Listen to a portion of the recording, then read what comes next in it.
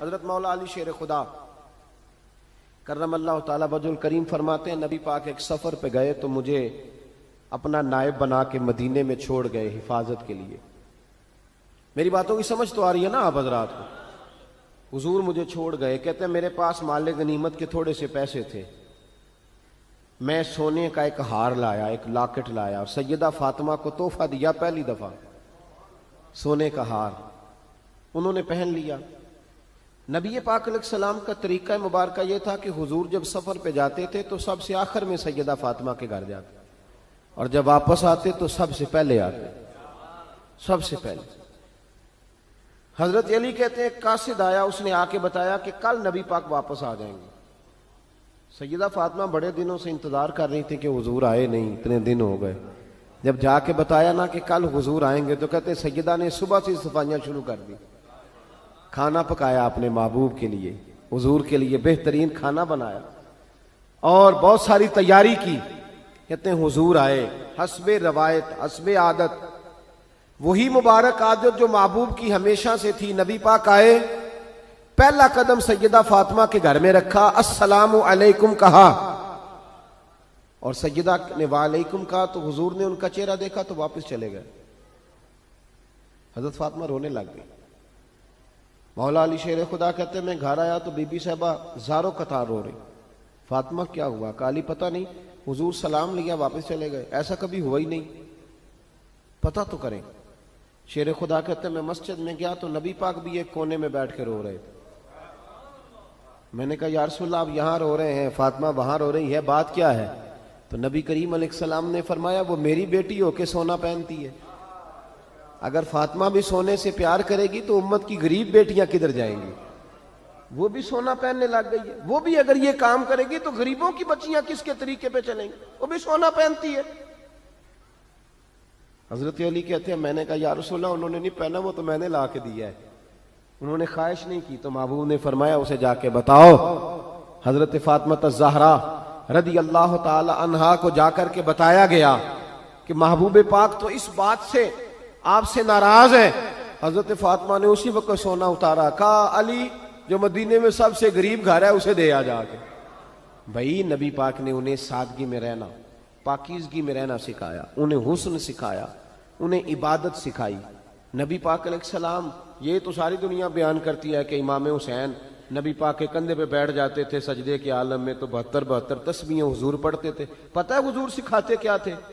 نبی پاک امام حسین کو سجدہ کرنا سکھا رہے تھے. حضور سجدہ کرنا سکھا رہے تھے, سجدہ کرنا. پورے کربلا کے واقعے میں کسی جگہ بھی امام حسن اور امام حسین نے کسی ایک مقام پہ بھی یزیدیوں سے کوئی مطالبہ نہیں کیا, کوئی بات نہیں منوائی, کہا جو تمہاری مرضی. ایک بات صرف کی, ایک گزارش, توجہ ہے میری بات پر, ایک بات صرف کی, ایک مطالبہ رکھا.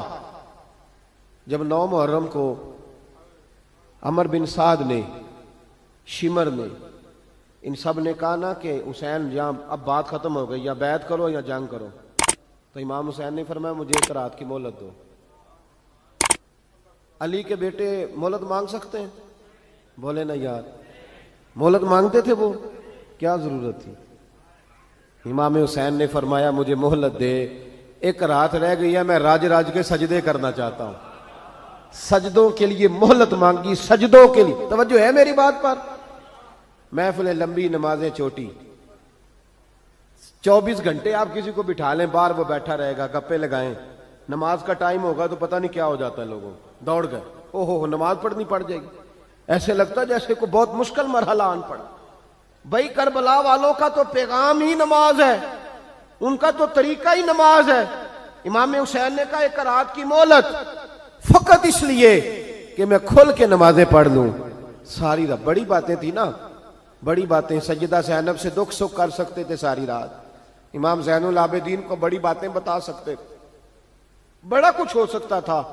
لیکن امام زین العابدین کہتے ہیں ساری رات حسین ابن علی نے سر سجدے سے نہیں اٹھایا. چل تو اس طرح کر, امام حسین تو ساری زندگی ساری رات پڑھتے رہے نا, تو چل 1 رات کی عبادت کر ان کے نام پر, 1 رات ساری جاگ.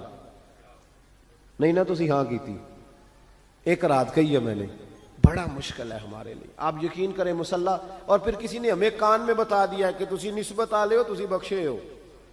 اے کوئی پکی گل دس گیا ساری, اس میں کوئی شک نہیں کہ نسبت سے بخشے جائیں گے. لیکن امام حسین ڈائریکٹ نواسے ہیں نبی پاک کے. اگر وہ نسبت کے باوجود بھی ساری ساری رات نماز پڑھتے ہیں, تو کس قسم کا نسبت والا ہے کہ 10 محرم کو بھی تیری ساری قضا ہو جاتی ہے, ساری قضا چھٹی, ہم نسبت والے ہیں. بس نسبت کا یہ معیار ہوتا ہے. نسبت کا معیار یہ ہوتا ہے کہ جو محبوب نے کیا وہ ہم نے کر کے چھوڑنا ہے, وہ کام کرنا ہے. اور پھر اہل بیت نبوت کا اسوہ حسنہ پردہ ہے. پردہ بڑی گمراہی آ گئی ہے امت میں. اب جو بچی ایم اے ایم بی اے کر لیتی ہے, وہ سب سے پہلے یہ مطالبہ کرتی ہے کہ ہمارے حقوق برابر کے. اسلام نے عورت کو برابر کے حقوق نہیں دیے, عزت والے حقوق دیے. کون سے حقوق دیے بولیے؟ میں ایک یونیورسٹی میں تھا تو ایک بچی نے پیغام دیا, کہنے لگی جی, بچیاں بھی تھی پردے میں بیٹھی ہوئی, لیکچر یونیورسٹی میں ہو رہا تھا, تو اس نے کہا جی عورت کا تو گھر ہی کوئی نہیں ہوتا, عورت کا تو گھر ہی کوئی نہیں, تو ہم کدھر جائیں؟ میں نے کہا چلیں ادیبانہ انداز میں یہ بات درست ہے, لیکن حکیمانہ انداز میں درست نہیں. عورت کی تو اللہ تعالیٰ نے ذمہ داری بڑی شاندار رکھی ہے. جب تک باپ جوان ہوتا ہے نا, توجہ ہے میری بات پر, جب تک باپ جوان ہوتا ہے تو بیٹی اس کے گھر رہتی ہے, اور جب بچی جوان ہوتی ہے, ابا تھوڑا بوڑھے ہونے لگتا ہے نا, تو اللہ تعالیٰ خامند کی ڈیوٹی لگا دیتا ہے عورت پر. اور جب خامند تھوڑا بوڑھا ہونے لگ جاتا ہے تو بچے جوان ہو جاتے ہیں. تو میں نے کہا بی بی تو سمجھی نہیں, تو کہتی ہے میرا گھر کوئی نہیں. رب کریم نے تو تیرا محافظ ہمیشہ جوان آدمی کو رکھا ہے, جوان کو, کبھی باپ کو, کبھی بھائی کو, کبھی بیٹے کو, کبھی شوہر کو. تو یہ کیسے؟ اسلام نے تو تیرے لیے جوان خون تیرا محافظ رکھا, اگر تو سمجھے. حضرت فاطمہ نے ساری زندگی پردے میں گزاری, ان کا ننگا سر کبھی سورج نے بھی نہیں دیکھا. یہاں اللہ خیر کرے دینداروں کی بچیاں پردہ نہیں کرتی, حاجیوں نمازیوں کی بچیاں پردہ نہیں کرتی. کپڑے استری نہ ہو تو گھر میں جھگڑا شروع ہوتا ہے, اور بی بی پردہ نہ کرے تو پرواہ کوئی نہیں. حضرت عبداللہ بن سہل ایک تابعی بزرگ ہے, نام یاد رکھنا. عبداللہ بن سہل کہتے ہیں سیدہ زینب جب کربلا سے واپس آئیں تو وہ میری پڑوسن تھیں. 15 سال کہتے ہیں میں ان کا پڑوسی رہا ہوں, 15 سال. 15, امام شورانی نے اس کو لکھا ہے, 15 سال میں حضرت زینب کا پڑوسی رہا. کبھی ہوتا ہے نا کہ بی بی برقع پہن کے باہر نکل آتی ہے, بازار جانا ہے, دوائی لینی ہے, کوئی کام ہے. کہتے ہیں 15 سال میں پڑوسی رہا, پر میں نے پردوں میں چھپی ہوئی زینب بھی کبھی نہیں دیکھی. کہتے ہیں نا برقعے میں بندہ بی بی دیکھ لیتا, میں نے پردے میں چھپی ہوئی بھی بی بی کبھی نہیں دیکھی. تو کربلا والوں کا تو طریقہ پردہ ہے, ان کا طریقہ. اب آخری بات سنیں, کربلا والوں کا طریقہ حوصلہ ہے, ہمت ہے. ہمارے ہاں نا خودکشیاں عام, جھگڑا عام, لڑائی عام. اس کی وجہ یہ کہ حوصلہ کوئی نہیں. ذرا سی بات کوئی بندہ برداشت کرنے کو تیار. اہل بیت کا جو طریقہ ہے نا وہ حوصلہ ہے, وہ صبر ہے. وہ چلے محبت کی بات ہے کر دیتا ہوں. ایک بابا جی سے میں نے پوچھا, میں نے کہا جناب صحت کیسی ہے؟ کہ دکھا نہیں وڈیریاں کر چھڑیا. میں کہا کنی عمر تہاڈی؟ کہندا میں عمر تے ایویں 76 کو سال ہے. تے میں کہا دکھاں تو بغیر بھی ہن تساں وڈیریا ہی ہونا سی. بس کر دے, دکھوں کو بدنام کیا ہوا بلا وجہ. اب بس کریں, وڈیرے ہونا تھا کہ نہیں ہونا تھا؟ تے نہ دکھاں دا لا دیتا ہے. ہجوم غم میں بھی توہین نے ضبط غم نہ ہوئی, ہم تو اس احتیاط سے روئے کہ آنکھ نم نہ ہوئی. اللہ والے تو مطلب شکوہ کرنا ہر وقت شکوہ, حوصلہ ہی کوئی نہیں, سکون ہی کوئی نہیں, پریشانی بڑی ہے جی, آزمائش بڑی ہے. کبھی آپ نے کہیں سنا ہے کہ واقعہ کربلا کے بعد حضرت زینب معاذ اللہ نفسیاتی مریض ہو گئی تھی؟ امام زین العابدین, سیدہ سکینہ, حضرت صغرا, وہ حوصلے میں رہے, متوانا رہے. امام زین العابدین نے اس کے بعد بھی کئی دفعہ پیروں میں بیڑیاں پہنی, کئی دفعہ. سادات کا خاندان چلا. یہ جو داتا علی اجویری نے آ کے آپ کو کلمہ پڑھایا, یہ بھی سید زادے ہیں. سیدوں کا قافلہ رکا نہیں, یہ خواجہ اجمیری بھی سید زادے, غوث پاک جیلانی بھی سید زادے. یہ سادات کا سلسلہ چلتا رہا. بار بار آ کے امت کی قیادت کی ان لوگوں نے. جب دیکھیں نا یہاں کسی بندے کا کٹا ہوا ہاتھ پھینکا جائے نا, بلکہ انگلی پھینک دی جائے, تو لوگ ڈر کے بھاگ جائیں گے، کسی کا، اپنے کسی کا نہیں، کسی کا، کیونکہ انسان کا وجود کٹ جائے تو دہشت پیدا ہوتی، آپ ڈر کے بھاگ جائیں گے۔ امام حسین کا کٹا ہوا سر، توجہ ہے میری بات پر؟ ذرا غور کرنا، بندے کا سر کٹ جائے، ہم سنتے ہیں بات پر غور نہیں کرتے۔ دھاڑ ان کا پڑا تھا کربلا میں، کٹا ہوا سر، زلفیں، پگڑی، کٹا ہوا سر نیزے پہ، آگے آگے سر جا رہا ہے، پیچھے سیدہ زینب جا رہی، با پردہ یزید کے دربار میں پہنچی، بی بی صاحبہ پردے میں بیٹھ گئی۔ یزید کہنے لگا دیکھ لو اللہ نے مجھے عزت دی اور میرے دشمنوں کا معاذ اللہ کیا حال ہوا۔ جب اس نے یہ کہا نا تو حضرت نعمان بن بشیر صحابی بیٹھے تھے، اور ساتھ کہتے ہیں میرے ایک نابینا صحابی بھی بیٹھے تھے۔